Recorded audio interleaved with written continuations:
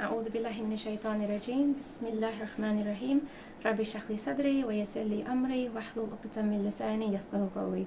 Assalamu alaikum wa rahmatullahi wa barakatuhu, my dearest brothers and sisters. Welcome to our last female episode of Real Talk for 2022. I'm your host, Sister Reem Khan, and tonight's episode is our favorite topic of Real Talk, everyone's favorite Real Talk topic, and that, of course, is the topic of marriage.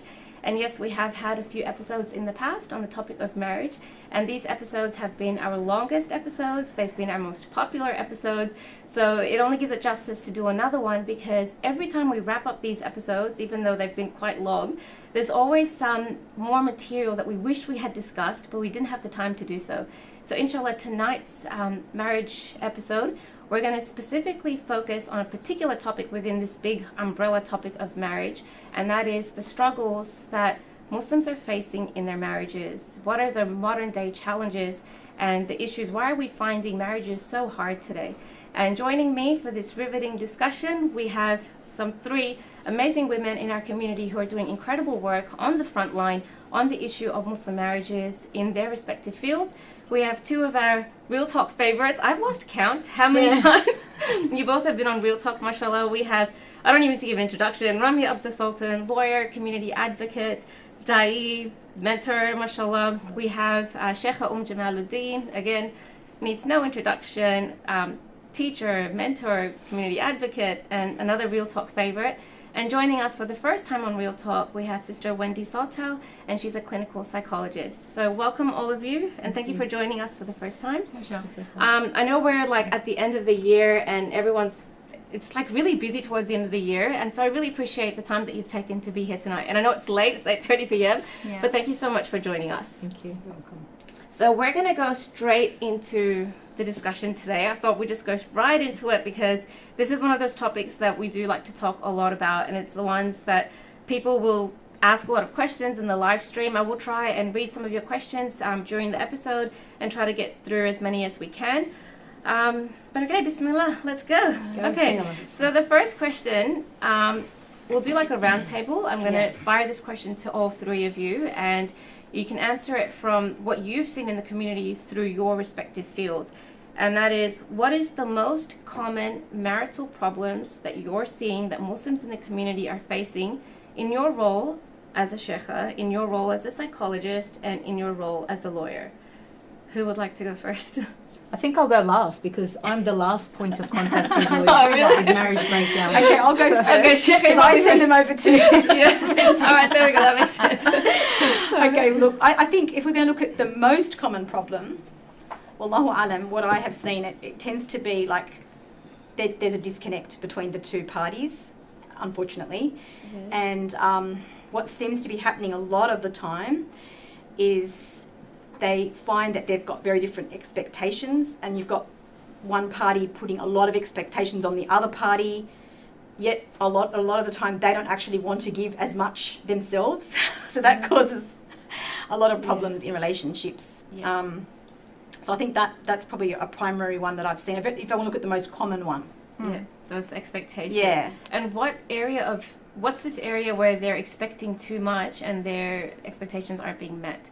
Is it more like religiously, or is it doing house duties? Like, what are you seeing that they're complaining about the most? I think it's the expectations. What I looking at all the different cases I've over many years, it seems that a lot of people not realise how much life has changed, and you can't expect your spouse to be doing what necessarily your parents were doing, because the expectations on each couple now is far more than ever before.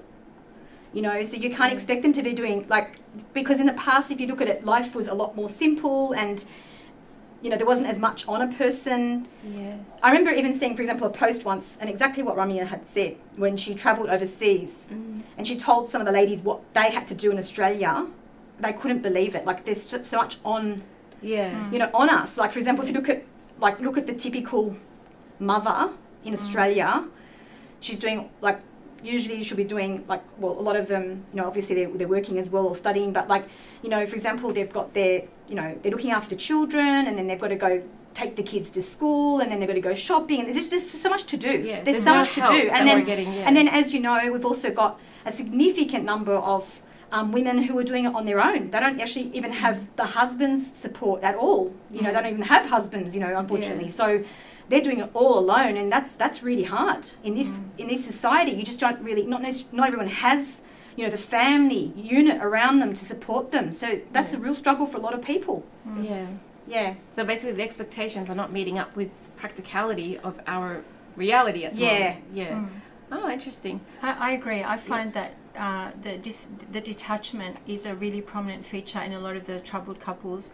I tend to see it as a sense of alienation. Each party is living in its own bubble. There's a lack of interconnectedness. There's a lack of emotional intimacy. There's a lack of friendship. And most importantly, I feel the disconnect is a result of a deeper issue of a lack of communication. They either don't know how to communicate, or they've lost the motivation to communicate. Most of the time, it seems to me that there's a lack of understanding of the value of open communication. And so it's an issue around like skills building or self-awareness around how to communicate effectively with your partner, you know. And of course, oftentimes couples come in, and when you scratch the surface, you'll find enormous like histories of problems that may be manifesting in the marriage that have not been addressed, that could potentially ease the pressure that is in that relationship. So you think communication is probably the big one. Why do you think that's the the biggest issue? one? Yeah, and why do you think that is the case? And is this something that's new, that's happening with our generation, or is this something that's always been a problem with marriages? Always been a problem with marriages. Oh, okay. Because think about it, like, you know, I'm not the body that sits in this chair. I reside within this body.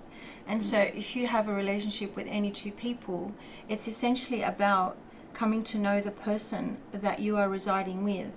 And the only means of knowing that, I know actions go to some extent, but it's through that communication. And that communication can either be constructive or it could be destructive, you know, in creating that interconnectedness between the two souls that reside in male-female bodies, so to speak. So essentially, a healthy marriage should resemble, you know, a really wholesome, healthy friendship on most fronts, with some added dimensions to it. And that is what I find is mostly missing in marriages, probably generally, but I'm specifically talking about Muslim couples that I work with. Yeah. That's been very enlightening. Romeo, in your case, as a lawyer, what are you seeing because I think what you see is probably a bit different to what they're seeing. Yeah. So I very rarely ask, I do, but I rarely ask, it's not my business to know why the marriage is broken down, but I'm always keen to know. You know, it's a question that you tend to pose, especially when you're dealing with Muslim clients. And they would have already gone through those steps. They would have gotten the spiritual guidance, possibly gone to the, you know, psychological or relationship help, counselling and so forth. And then it's reached a point where it's just not working anymore. And at times, and you know, we were having this conversation earlier, marriage breakdowns are not always going to be triggered by blatant abuse, but be it physical, you know, emotional, whatever it is, financial and so forth, or even spiritual. It's what we're seeing now is a surfacing of you know, various reasons, and it's almost as if, when you simplify it, it's almost as if couples have checked out. Right, they've actually just checked out of the relationship. And yes, I completely agree with Wendy. It's almost like there is no communication, and there is always a fear at times of communication, I feel, within our community, because when you do communicate, it's almost as if you're going to trigger issues, and people just want to live in peace, right? And when you talk, I mean, there's this almost taboo idea that if you talk, it's considered whinging, right? And when you communicate, it's whinging. So there's a lack of friendship, lack of you know, connectedness and so forth. And look, I was having a conversation with a particular client, and you know, she's dealing with a special needs child, all the responsibilities on her. Her husband is able to look after himself, is able to continue going to the gym, maintain his fitness, maintain his health, go to work, come back, and she's left with the responsibilities that, you know, that are supposed to be shared as a couple. So the way most couples, and unfortunately, we're not saying it's right or wrong. And when you have these conversations, people obviously say that it's we are reaching the end of times, as they say, but women are almost in a situation where, well, why should I be in a relationship where I'm doing it all anyway, and I have to uphold an added responsibility? I don't need it, right? So I'll just do it on my own. I'm not saying that is right. But unfortunately, this is where I'm seeing relationships are heading. It's just checking out. It's going into that now, like where it's just, okay, it's too difficult. I might as well. I'm working anyways. Yeah, I'm doing it all on my own. Yeah. And I just don't need that added baggage. Yeah. And, you know. And so the scenario that you brought up on the surface might sound very simple, like, oh, he didn't stay back and help with the kid. He preferred to go to the gym, but it's a sign of something more profound that's missing, which is a lack of regard for his partner, a lack of shared empathy, care. Mercy. There's a lack of, Exactly right. you know, I'll give her a hand before I run off to the gym. I'll check in with her, see how she's doing. You know, that taps into a whole different level. And when that level is missing, there's going to be all these other manifestations that create this disconnect. And yes, it does lead to women saying, well, what do I need you? You know, especially now women are financially independent. Oftentimes they're more resourceful than their spouses, and you know, so the men kind of like render themselves redundant by disengaging from their primary role as carers and providers and nurturers and best friends to their spouses, as the Rasul ﷺ was to his wives. Just to build on that also, you find that, you know, even religiously and Islamically speaking, there is a regard for rights and responsibilities. And there's almost just an emphasis, I want my rights. But there's no responsibility. Right. And the essence of our teachings is that with rights comes responsibilities both ways. And I think that in and of itself is a trigger for breakdowns. When anyone ever starts feeling like they are the one continuing to sacrifice, yet they don't feel like their needs are being met. It just builds up over time resentment and bitterness, and they start lashing out on their partner because a lot of people don't know how to deal with it. And over time, that's how the marriages can become very, very damaged. So like, until it can become irreparable, right? There was like Wendy mentioned that it might seem like it's from something so trivial, like when he went to the gym, well, I had to, you know, it seems like something trivial, but when it has built up over time and gotten to that stage, that's where so much is manifesting underneath all that. So I'm glad you pointed that out. And so the resentment that you speak of, you know, becomes contempt, and research has proven that contempt is the number one highest predictor of divorce in couples. These little instances can become a breeding ground for growing contempt between the couples. You know, building on from that, what would all three of you say? So again, I'll pass this question around. Is the primary cause for marriages breaking down, apart from the blatant abuse? So we looked at like what are the common problems, but what's that main cause that you think that this is why it's actually breaking down now? Again, we've only focused on this. I did also want to mention other, you know, if you're talking, I mean, from what I've seen, we have to also accept that there are core issues within relationships such as addictions, whether it's porn addiction, drug addictions, gambling addictions. Yes, there may not be abuse of any sort, but these are problems. Infidelity and so forth between, you know, couples and you know, women being on the receiving end and being expected time and time again to be patient, I guess, or forgive. Right. So you're seeing a lot of that? We're seeing a lot. Okay. Addictions are at the core, and I think you can have a whole episode on this. But I believe that they are, you know, they're a societal issue. They're not just exclusive. And they're breaking down marriages. Absolutely, absolutely. So we're just, I mean, these are very, very, you know, core or key issues that we're seeing. But you know, apart from that disconnect also. So when you ask couples, but what's the reason? I had a couple who actually applied for a joint divorce.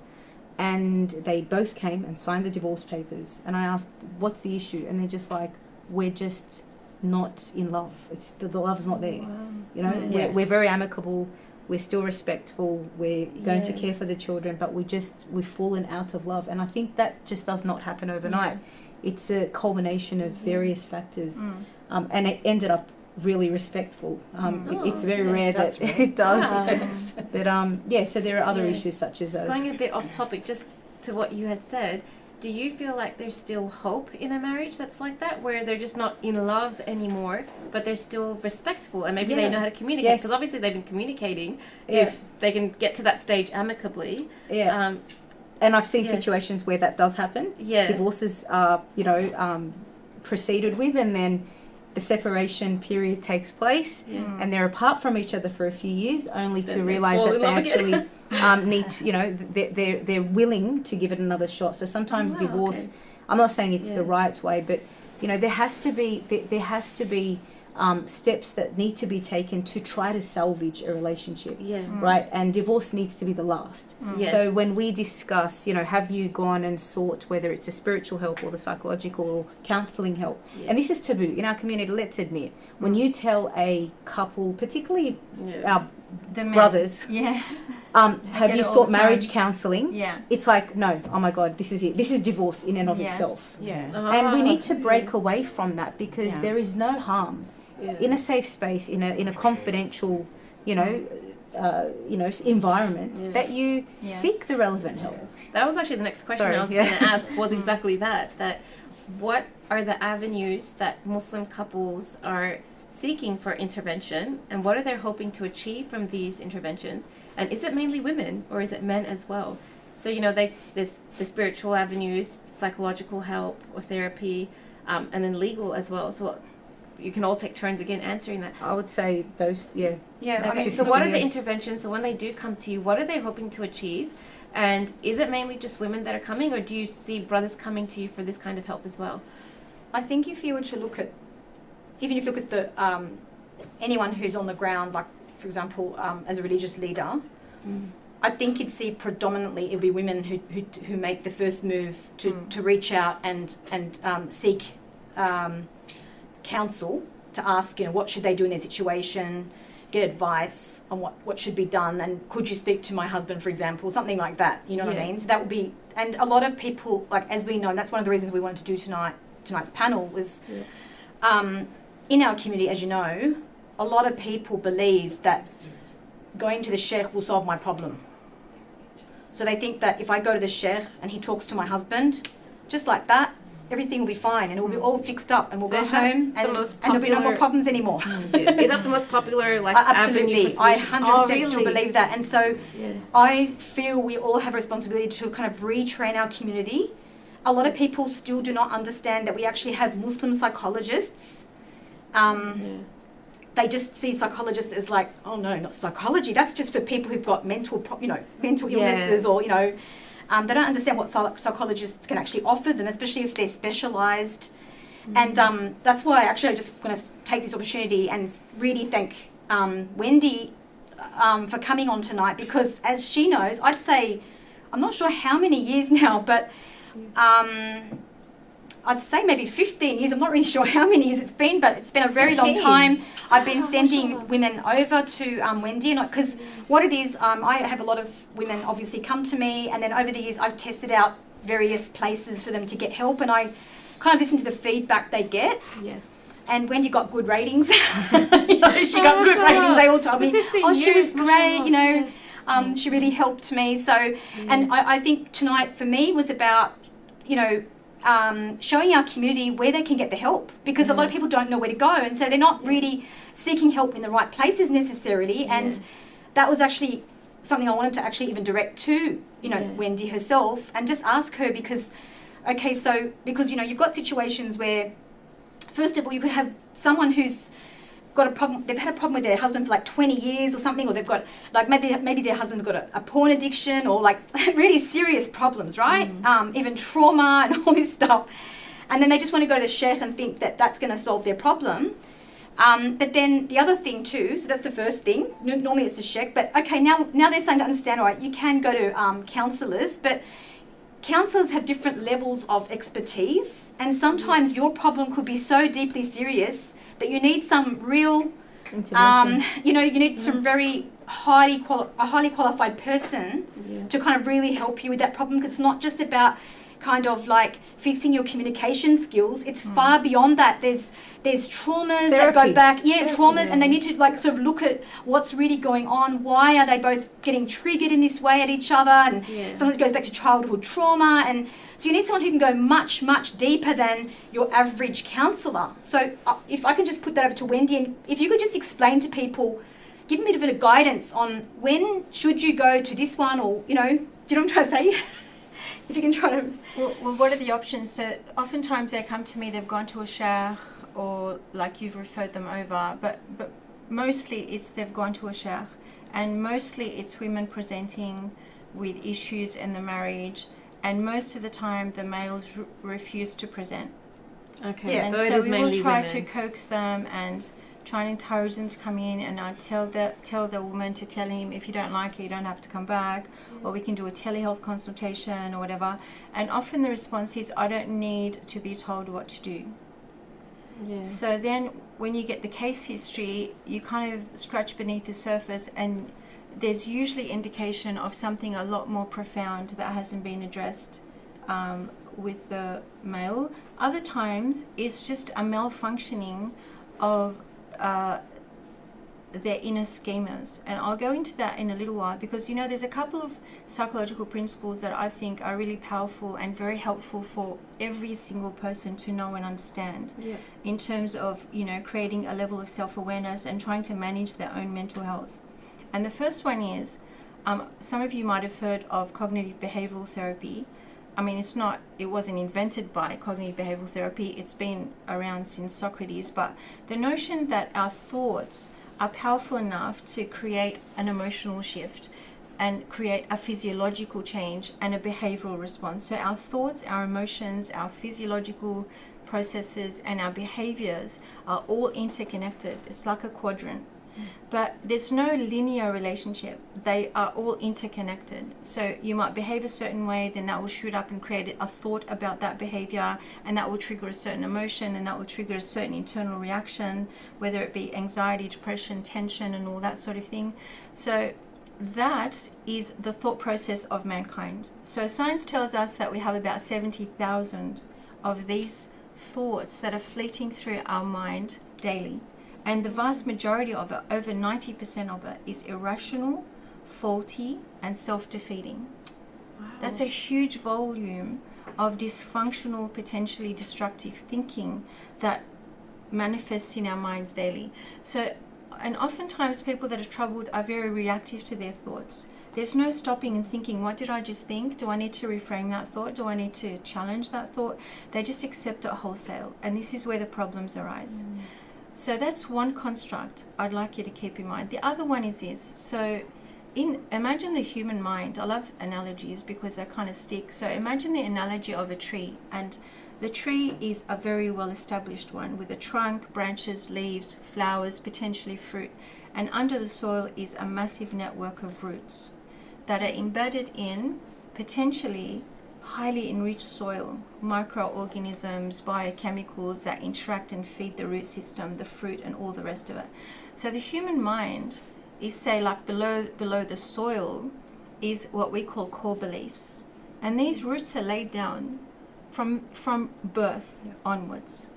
Your belief system is so critical in setting your perspective on the world, the way that you see it. It's like literally like wearing a pair of lenses, and everyone's lenses are unique to them, because what you see is hardwired into your core beliefs. So core beliefs under the surface in the soil, the trunk creates your attitudes to life, to others, to self.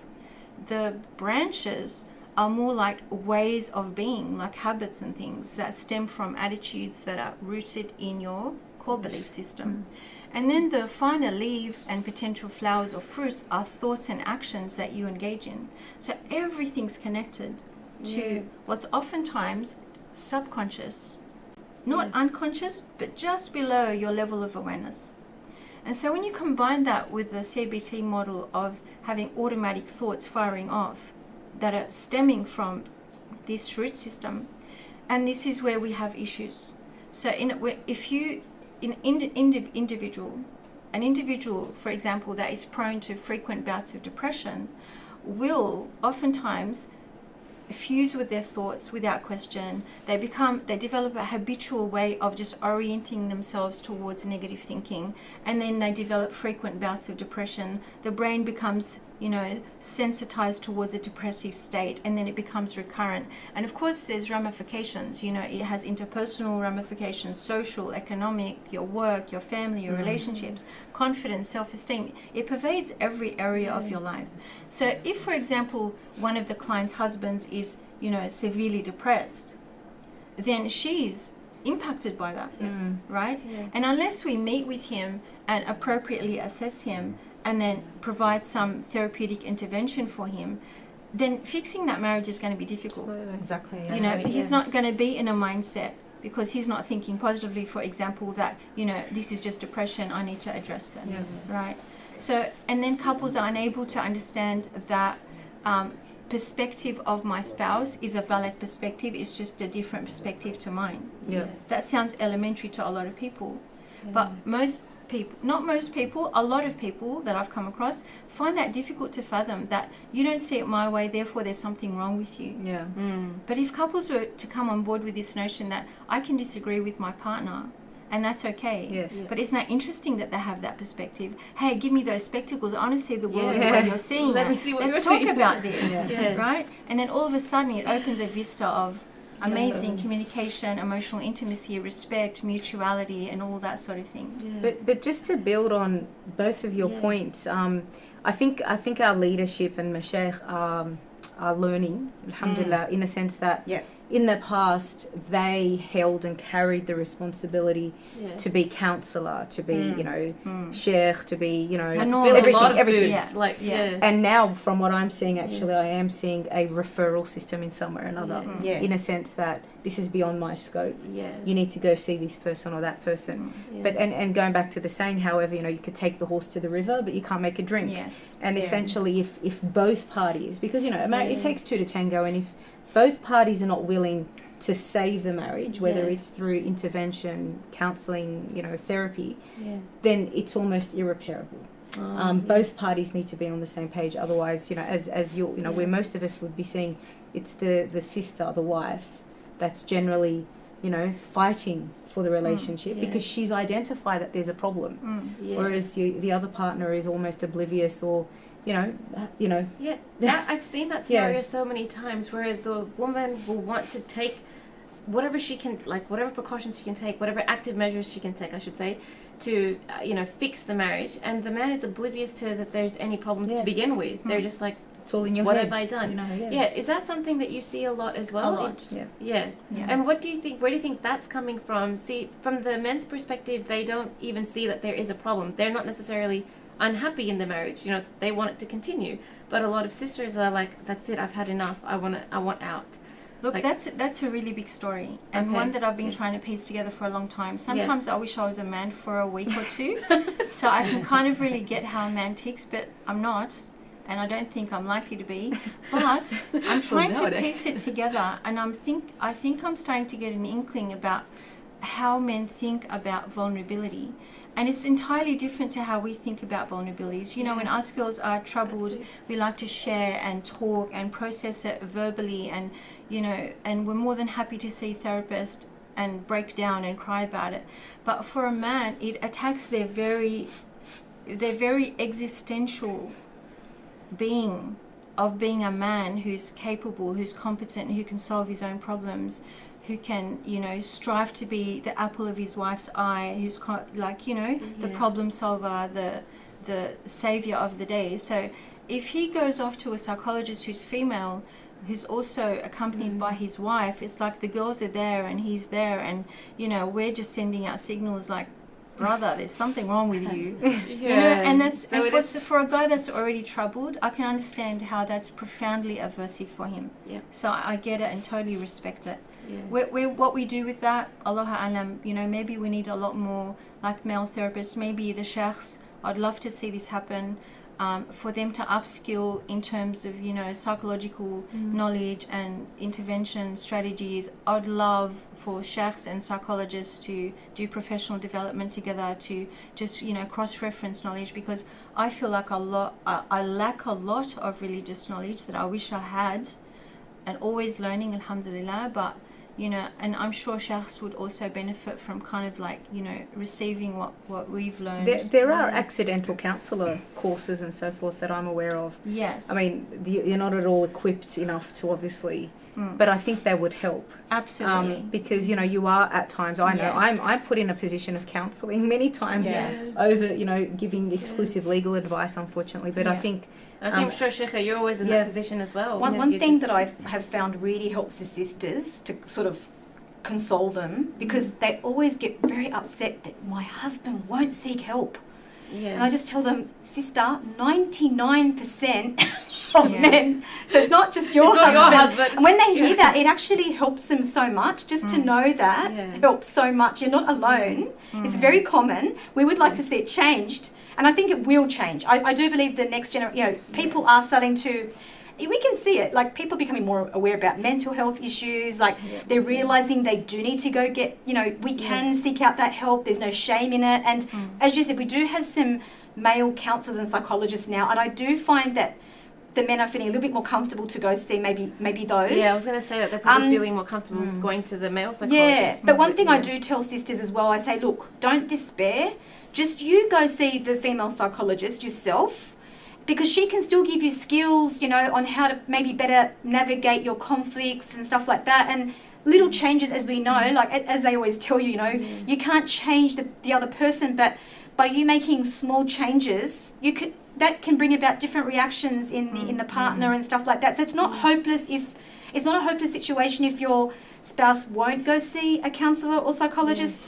Like, you go, I always tell the sisters, you go and try. Yeah. You know, you go and try, and of course make lots of dua to Allah. Yeah. And ultimately as well, Allah Ta'ala is the turner of the hearts as well, right? Yeah. So, inshallah. Yeah.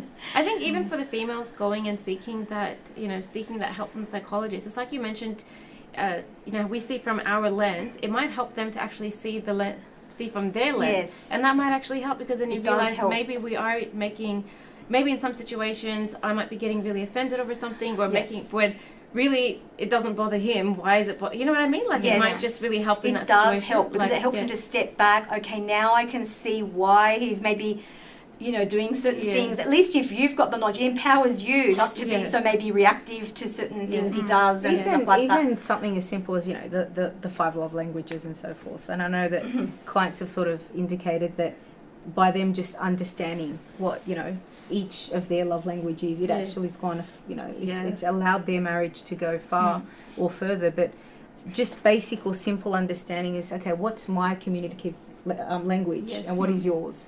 And meeting each other halfway helps. So education is critical, but the conversation needs to be had, essentially. Yeah. You know, Sister Wendy, you were describing before, when you explained in so much detail the whole, you know, the branch and the roots and the way that we think and how it affects our feelings and our thoughts. You know, when a certain situation happens and that triggers something, and then our thoughts affect all of these things. And then if someone is depressed, and then their depression is leading into this vicious cycle of all these extra reactionary things, and it's impacting them all.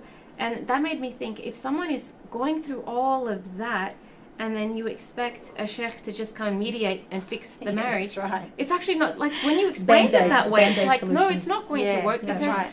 That's not their job. They're not equipped to do that. That's not what they've studied. And it literally is such a deeper issue, and you need someone who's qualified in that to help with that. They don't need mediation. They need like real deep therapy. Can I just really want to understand this, if you could, because I think this is something like, is there any kind of like guideline to when your problem would be more like a case where a general counsellor would be sufficient, and when, wait a minute, no, that's not going to be sufficient, we really should go see a psychologist for our sort of situation? Was there any kind of like way you can give a guideline on that at all? As counsellor versus psychologist? Yeah, like what's the difference for people to understand?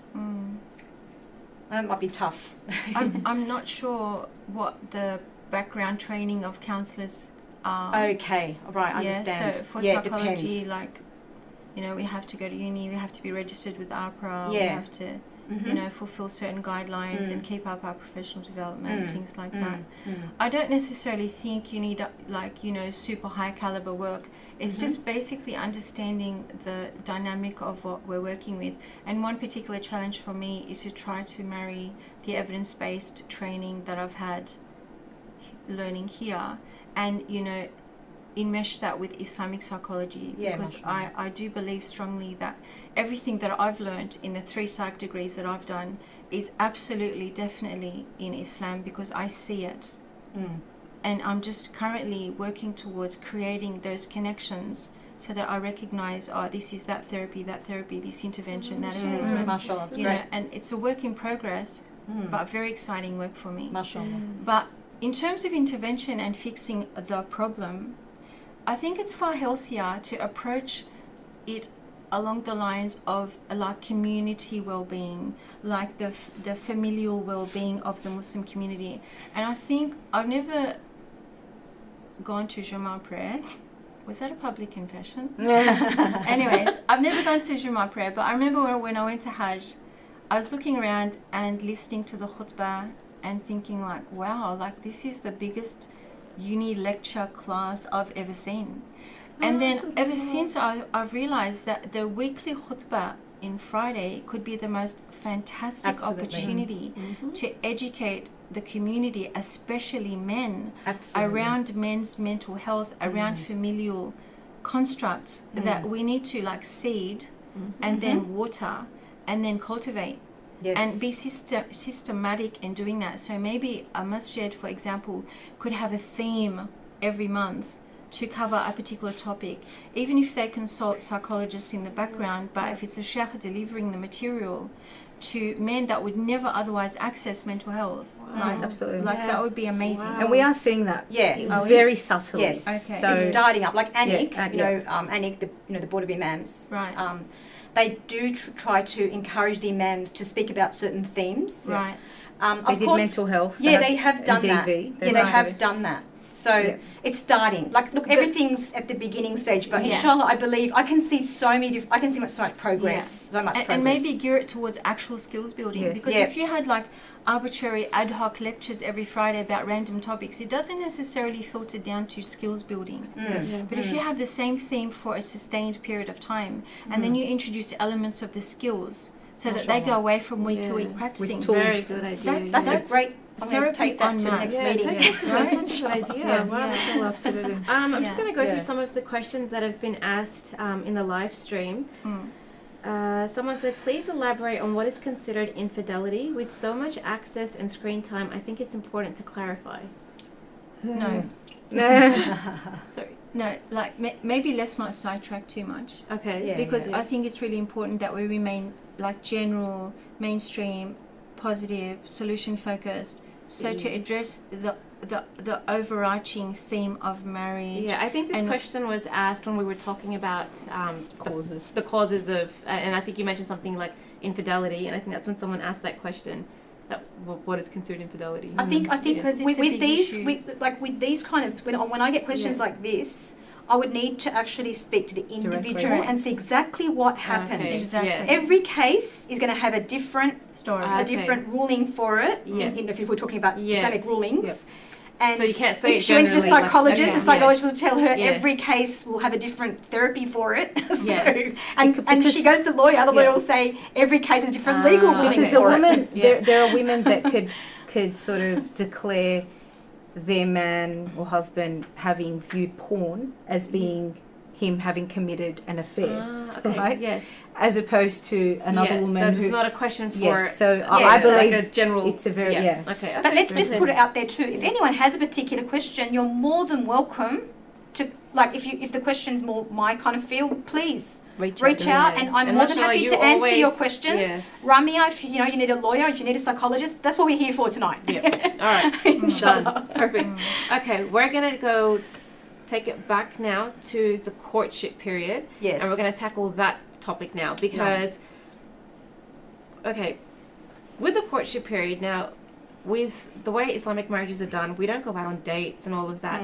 So what are some maybe red flags or some, you know, warning signs that we might be able to see in a potential spouse that might not easily be picked up in the courtship period? Like, for instance, what if someone has so much, you know, unresolved childhood trauma that they're going to bring into the marriage, and then you only realize that afterwards, and if you find out, oh, it's so difficult for, you know, so difficult to, for this person to, you know, resolve conflicts, or what if someone is, you know, well, I don't want to say these words like toxic or narcissistic or all these things, but in the courtship period, how can we get to know the person in an Islamic way, and also from a psychological perspective, how can we get to know who they are and see the warning signs before we actually enter into the marriage to protect it from falling out?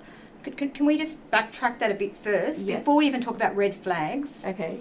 The problem that we are seeing is not even necessarily about red flags. Okay? It's about people do need to, I believe, slow the courtship process down.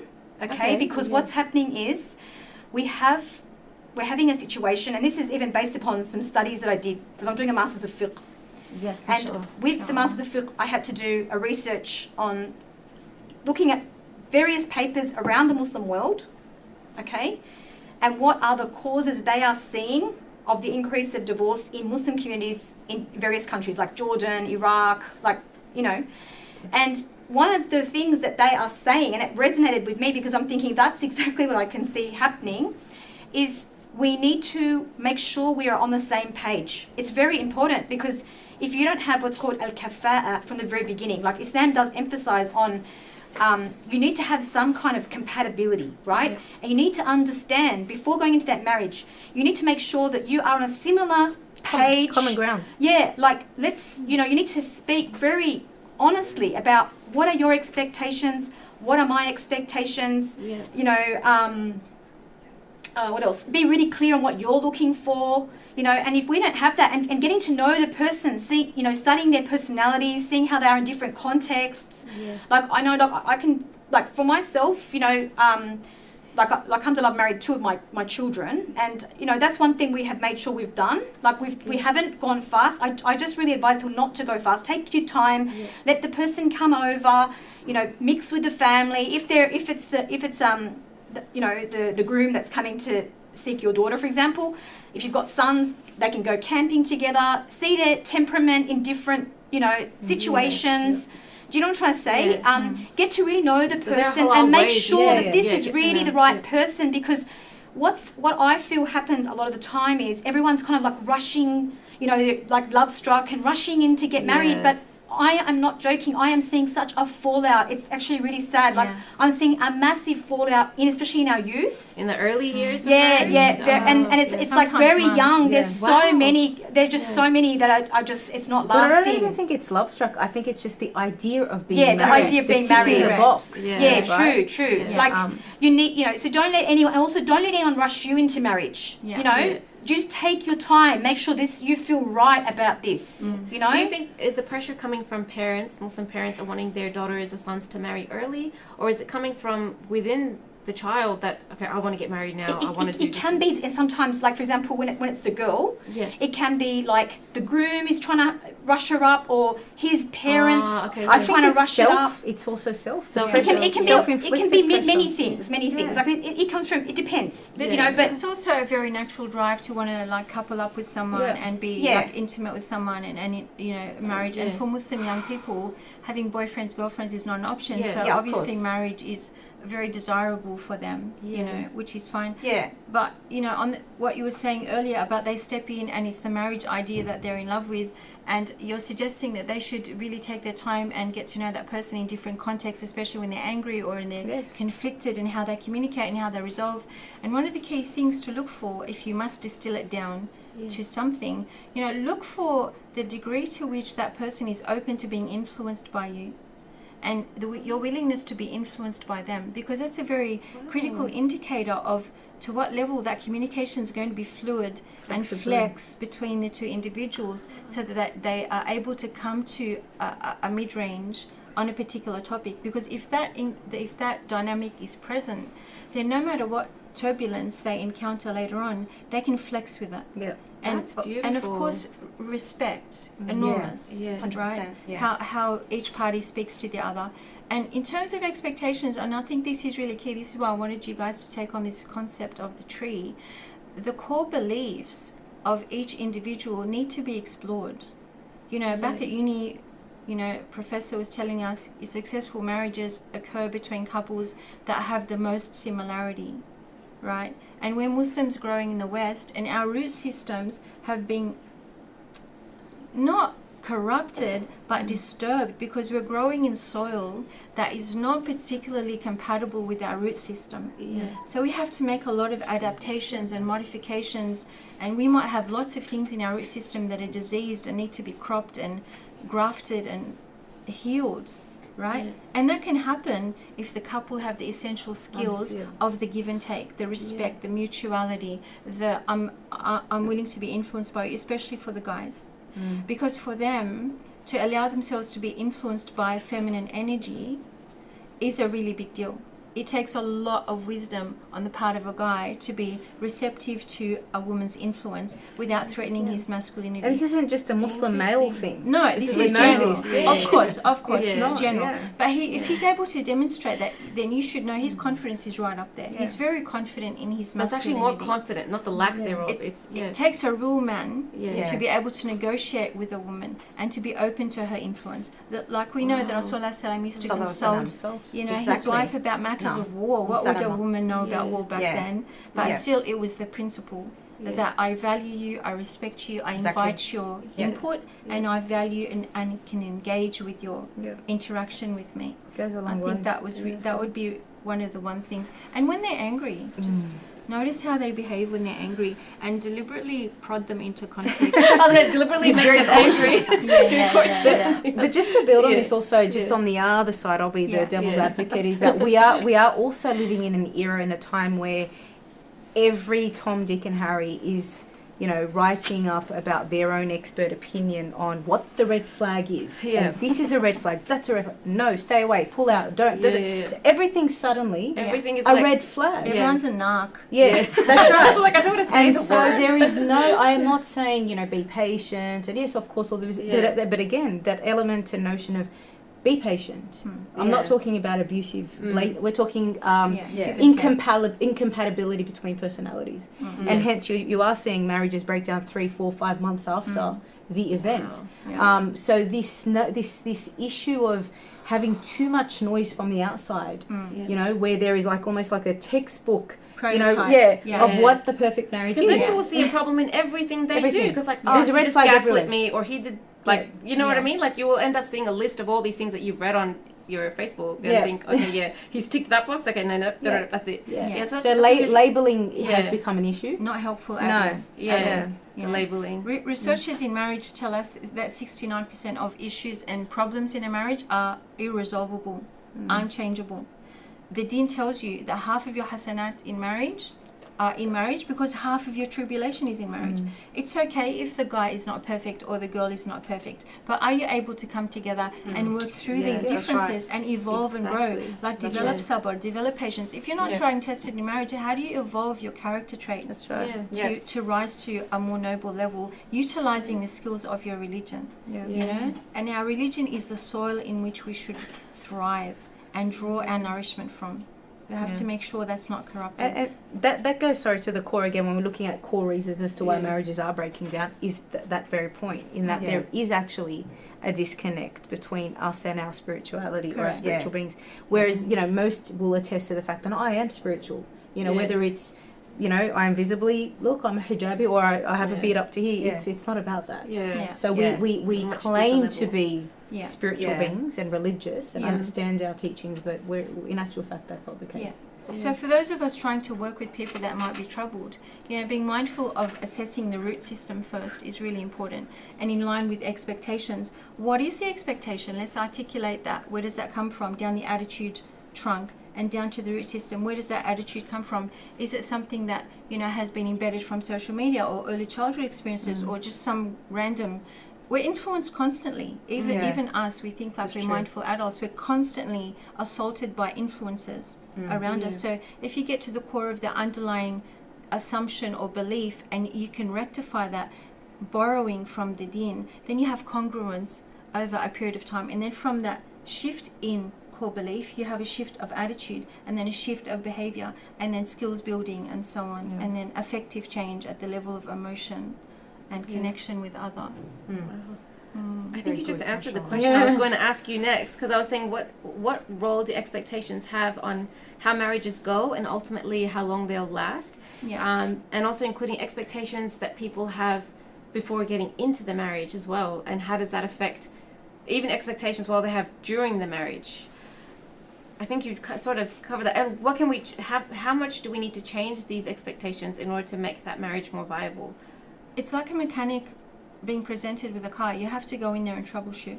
But the best way to do that, instead of troubleshooting with each individual car, you can do like mass reform by ensuring that all couples that are planning to get married go through a compulsory premarital course that is Islamically oriented, that is psychologically sound, that is skills building. So they enter into the marriage with very realistic expectations and a toolbox of coping mechanisms to manage that initial turbulence of the first 12 months of marriage, to minimize the risk of divorce. And then that program can also have like, a follow-up, post-marriage intervention, and then relapse prevention. And when they hit a bit of a rocky road, they can get intervention pretty much straight away. The people are familiar with them, and we just smooth things out for them. And then are you seeing this offered in the community? Not that I'm aware of, actually. Courses? I know in the past there's been... I've seen a few here and there. Is this something you've seen often, the premarital courses? So we can see some, like for example, Muhammad Rima, he's run workshops and stuff like that. But I think everyone needs to start realizing, like when I was reading those studies I've been doing, this is not just in Australia, it's actually happening everywhere. They're actually calling it a zahira, which means it's a phenomenon. It's a phenomenon of a rise in divorce. We're seeing everywhere, okay? But what they're saying is there's very strong correlation with modern society. Like we've gone through a massive change in the last 100 years, okay? A massive change, right? In our lifestyle, in the demands of our lifestyle, right? Yeah. So because often what we're doing is when we're looking at marriage problems, we're just looking at at the core with just the husband and wife, but we're not looking at it, what's going on outside. Yeah. There's so much, let's give ourselves a bit of credit here. There's a lot of stuff going on. There's all these extra demands that are happening, and there's been cultural change that's happened. The roles, and that's affected the roles, like the roles inside the household, and then a lot of the arguments that happen inside the household is over roles as well. You know what I'm trying to say? Right, so all of these things have been going on. So if we look at that, we've got these extra pressures on us now. That's going to take us to do extra efforts to try to stay in a stable kind of marriage. You know what I'm trying to say? We've got to realise that we really are facing a far greater... Yeah, a far greater... we need to change our expectations. You know what I'm trying to say? Because of the amount of pressures we are, the Muslim family unit is facing in this day and age, it's going to take more work from all of us to try to keep these marriages together. So we're going to have to look at... We really do need to start looking at some more studies of, what to avoid. We might, because as well too, think about our context in Australia. We've got all these, basically... most of it's, say, second generation now, right? But they're all from different cultural backgrounds and different families and different expectations and different. You're trying to, and then we're trying to intermarry. Yeah, there's a lot more of that happening now. Even though I have to say, I just want people to understand that, for example, myself, I was brought up all my life in Australia, and my husband had only been 9 months in Australia from Egypt. So it's not to say that just because you are from a completely different country that you can't have, inshallah, a very happy marriage, okay? But what's important is that you, as I said, especially when you first meeting with each other primarily, you need to make sure that you're open and you know that you feel that you're connecting, and that, isn't it? You've got to have that, what they say, chemistry, or that cohesion to a certain level. And then once you've got that, that's the base, and then after that, obviously there's other things you've got to do, you're going to have to be patient. You've got to learn to be, you've got to learn to both be ready to compromise certain things. I'm sure my husband doesn't get everything. I remind him sometimes, I said, look, if you want an Egyptian woman, you couldn't get married to an Egyptian woman. You married an Australian. I'm sorry, my mulahia doesn't taste like, but that's, that's what it comes down to. He didn't want to marry, you know, someone from his country, and I also didn't want to marry. I didn't want to marry an Aussie bloke, you know, I'll be honest. So, you know, we both had to compromise certain things. And that's what it comes down to. If you're not ready to compromise and you're not ready to be flexible, then it's going to be very hard for your marriage to work out. I think the biggest issue with that affects expectations, and correct me if I'm wrong, it's social media. I was just about to say that. Yes. Because we are exposed to So much. Way too much. fake realities. Yeah. That is playing heavy on the minds of both Yes. man and woman. That's so true. And within the family unit. And we never used to see No. how other couples used to be, No. say 20 years 100%. ago. And when I was a child, even back when I was at uni, I don't think there was Instagram back then, I'm quite old, but I never saw what No. a happy married couple looks like apart from real couples that I But- knew, but like what- my mom and dad, Absolutely. you know what I mean? But what makes it worse So is now that it's like, what social media It's presents, and I've seen it firsthand. You know, Yeah. I get a phone call from a particular sister who has just posted amazing stories about her family, her husband, the surprise, the holiday, and so forth, to say, I can't do it anymore. I need to get advice yeah. as to the divorce process. And I said, what? But your Instagram story doesn't say that.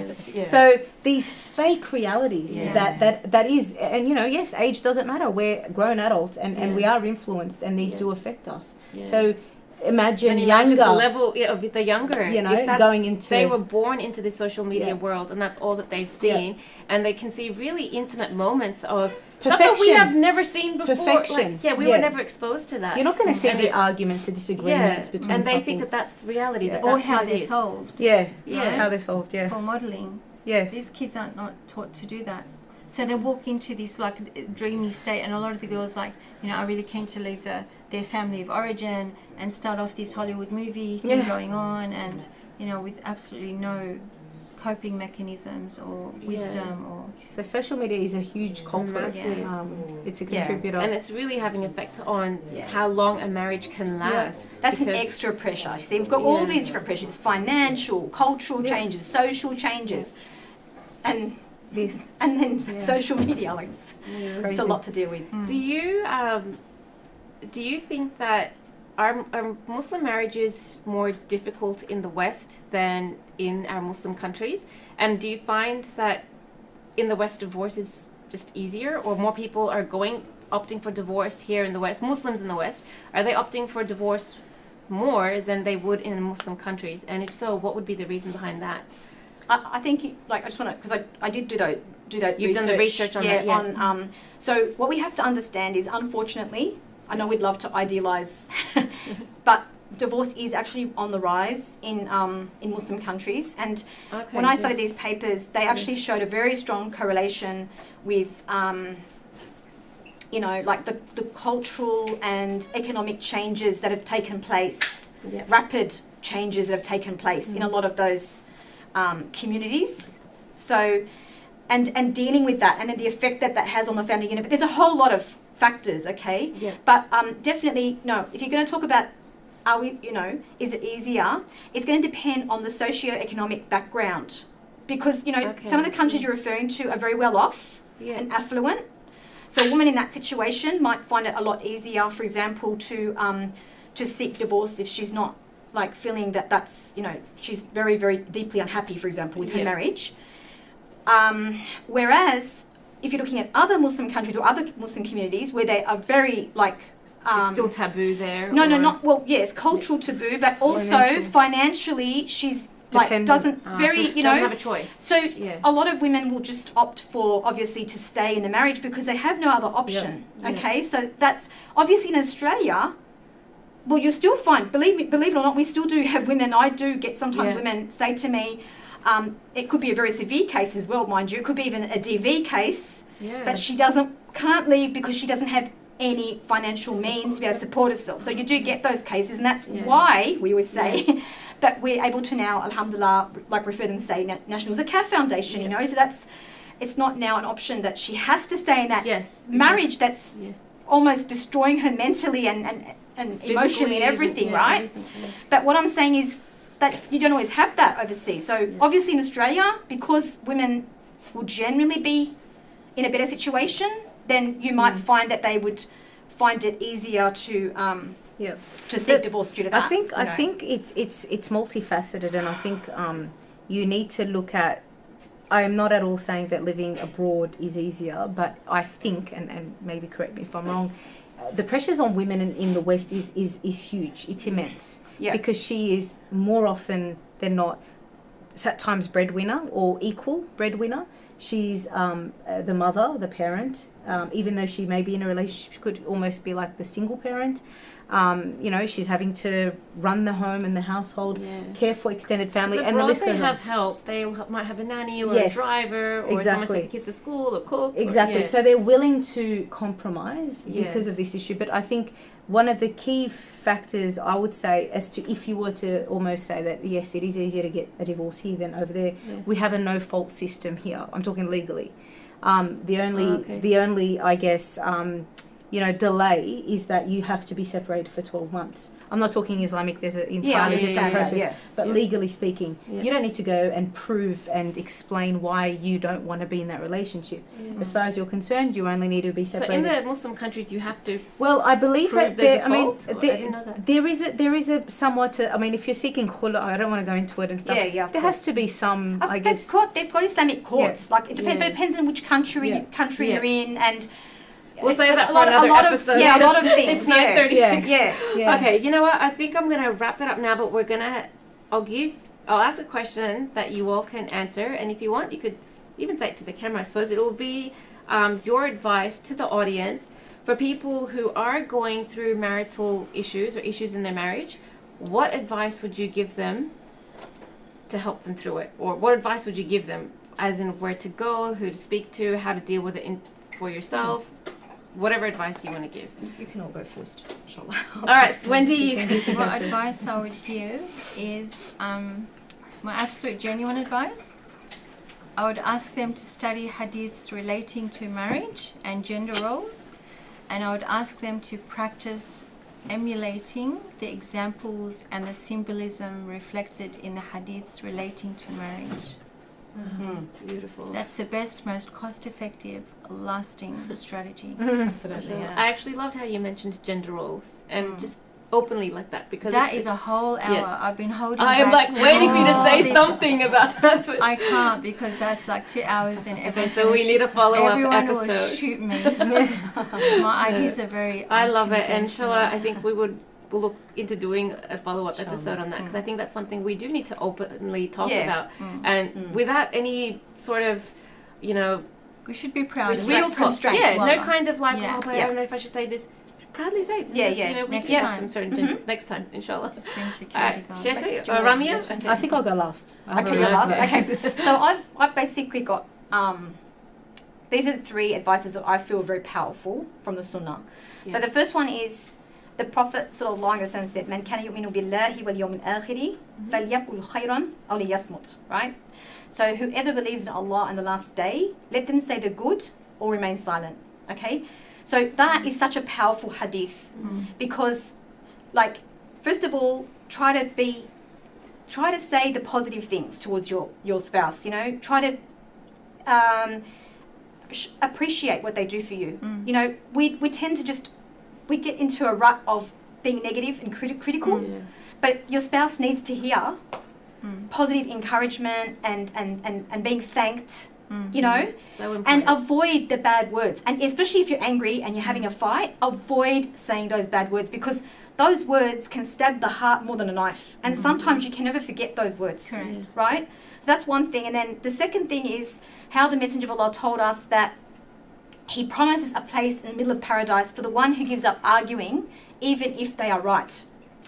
So if you can put, like, this is hard to do, but if you can overcome your ego for the sake of Allah, and just think about what the Messenger of Allah promised you, that place in Jannah, inshallah, you're having that argument, it's not worth it. It's not worth it.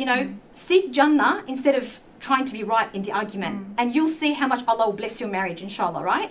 I'm not saying you shouldn't deal with your issues, but I'm just saying in the heat of the moment, it's not worth it. Most of the time, it's trivial arguments anyways that end up becoming something so big, but it's... Yeah. And then the last one is how the Messenger of Allah also says that inna rifqa la yakunu fi shay'in illa zanahu, right? That gentleness is not in anything except that it beautifies it, I right? love that. وَلَا يُنْزِعُ مِنْ شَيْءٍ إِلَّا شَانَهُ, right? That it doesn't get removed from something except it makes it ugly. So if you can think about that in your relationship, it's about, you know, Companionship. bringing that rahmah, to showing that rahmah towards your spouse. You know, showing that love, saying the loving words, the beautiful speech, the beautiful way of speaking to each other, all of those things.